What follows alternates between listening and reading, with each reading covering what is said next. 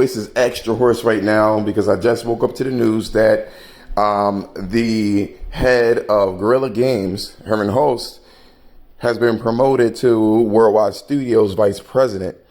And I really do think it was over Neil Druckmen. Neil Druckmen has these two titles, I would say, two of them. The Last of Us, which is his baby, really, and then The Last of Us Part 2, and it did extremely well. It did amazing. The problem there is that I feel like in terms of producing the game, he's good at, but the actual minutia in business, I don't think he's good at that. And I think that Herman Holst actually beat him out because of the decisions that he made. He made some really ridiculously good decisions over the course of the 15 years that that company existed. Killzone 1 was a fluke in terms of, it was never meant to be a AAA game. And you can see this in this particular interview that's on this video right now. It was supposed to be just some kind of, budget game about first-person shooters to get the studio off the ground. They pitched the idea to Sony. Sony loved it and threw marketing dollars on it. And it happened to, No Man's Sky. Threw a whole bunch of marketing on there and fucked up the whole reputation of it. Okay, cool. They got a second chance with Killzone 2. And, the studio is always known for their technical prowess and art. And they showed them a video. They pitched the video to them. And then again, Sony ran with this video and showed everybody saying that it was in real time.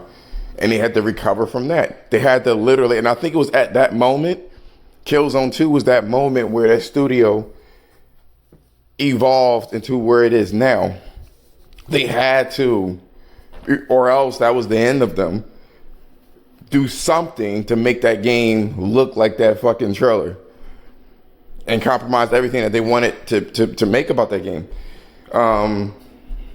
And you could tell the stuff that they wanted to do. They had some really cool ideas, but they were too small to do it. Like the Liberation game on the PSP was excellent game, because it was a smaller game and they had the budget for it, and they were able to do the things that they were able to do with a small amount of people. So anyway, they hired a whole bunch of people for Killzone 2 and pulled it off visually as close as they can get. At least they tricked the masses into thinking that it was almost CGI because they did research on that. Killzone 3 was a different story because everybody's looking at Killzone 3 because it wasn't as good as 2. But Sony actually pushed them to make motion controls in 3D. On top of that, they had to make a good game that wasn't so dark and dystopian. They had so much on their plate that no other studio had. Naughty Dog just had to make a fucking realistic Crash Bandicoot. And then that changed into like a shooter. You know what I mean? Basically, it was a shooter that had these set pieces. That's the only thing that they had to focus on. They didn't focus on 3D. I don't think that Uncharted 3 was 3D capable or motion controls. So they were able to craft a really decent game from that. They were easily able to craft a decent game from that, which sucks, because they get a lot of praise, and I don't feel like all the time it's warranted, Naughty Dog.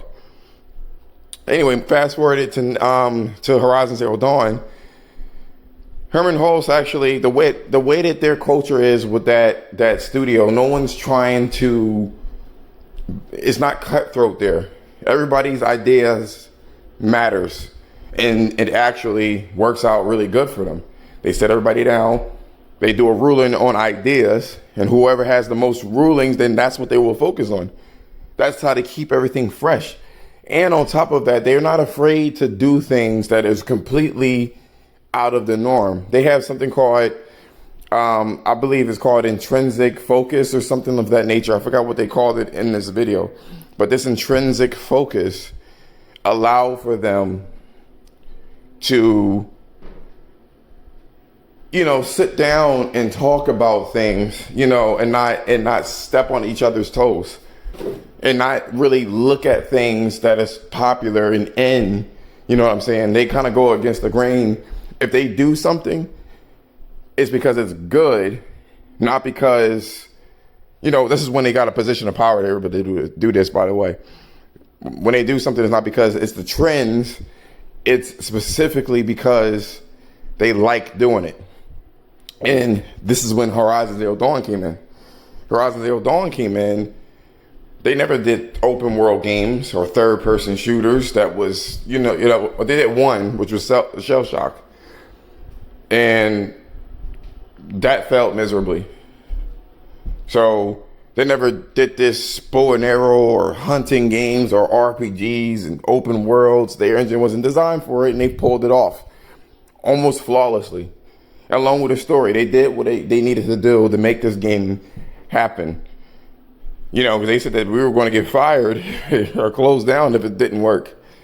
So they risked the whole studio to do this.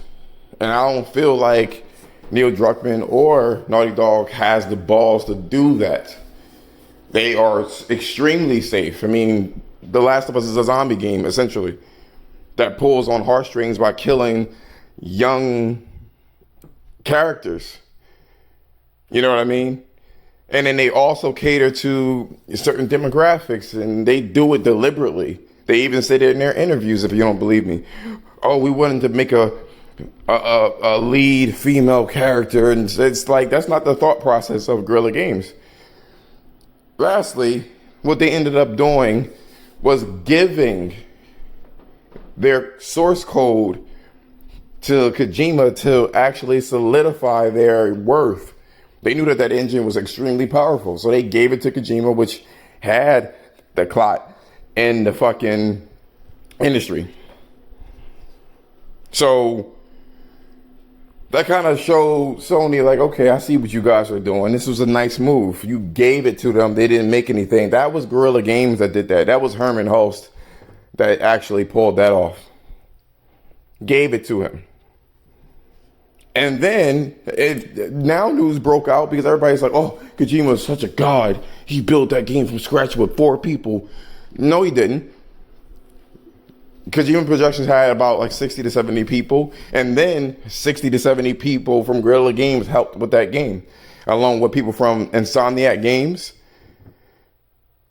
And I think it was Santa Monica Studios that helped build that game. And now they got an engine. They have a proprietary engine that's super easy to use, and it's under the Guerrilla Games name. So they're basically like trying to make themselves into, it seems to me, Unreal.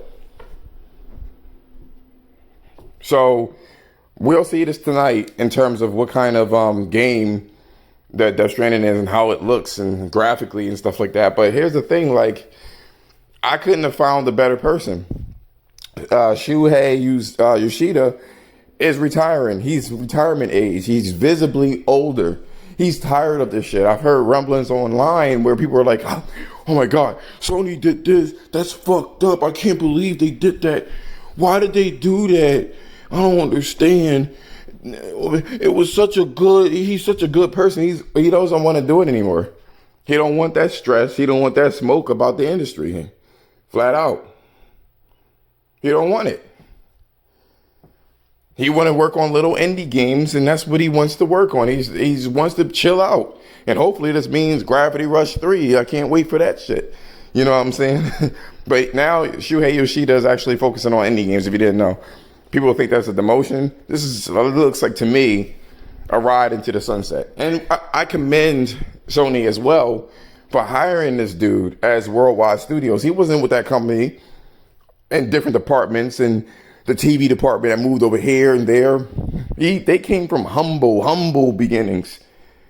A small ass studio 15 years ago that didn't really make AAA games, or at least games that ranked really high in the Metacritic either. And he's Dutch. He's not Japanese, and he's not like he's not like American. This was out in left field. I had to verify if this shit was even real, to be honest with you. And it is. It's super real. It's super real. This bodes very well for the Killzone games. This bodes very well for what they're going to do in the future. This is a really, really smart move on Sony's end, to be honest with you, because Shuhei Yoshida is getting old. And to be honest with you, I see here that, you know, I feel like Shuhei Yoshida is losing his touch. Like, one of the things that I didn't like was fucking, what was it? Demon Souls. He wasn't even on a green like that shit. He didn't see the potential in it. I feel like Herman Hulst, especially coming from humble beginnings and coming from people, which is weird because Shuhei Yoshida kind of like helped Guerrilla Games and shit like that. You know what I mean? But still, I feel like he's losing his touch. He's getting older. He's not a game developer, and, you know, give it to somebody that knows, that's on the front lines and knows fucking games and knows how hard it is to do this shit. And they nailed it with him. He knows games. He knows, and he has a really good philosophy in how to make games and brainstorming. You know what I mean? They know how it is for little studios without any budget and people that don't have faith in them, how hard that could be. So this is going to bode well for them in the future, or the whole worldwide studios. And I'll say this: get ready to have more games on PC, either in a multiplayer capacity or some capacity, not just streaming. Because Sony's going balls out with this shit. If it's probably going to be timed exclusives for the foreseeable future. There's some other news, but I'll touch upon that later when I do my live podcast today, right before Death Stranding. I have some things to say about that too. That's going to elaborate on things that I want to speak about. But thank you guys for watching. I really appreciate it. I had to double check. This shit was so out in left field. I was like, I don't believe this shit. And sure enough, it's true. Anyway, like, comment, and subscribe. Don't forget the giveaway that I'm doing, which is for Terminator Resistance. If you can guess the Metacritic within 5 points, and if you're the first person that I see, you get the $20 PSN code. So just DM my Twitter, which is the same name, All Things Sony, with a picture of you subbing to the channel and your score. Anyway, that's it. Peace out.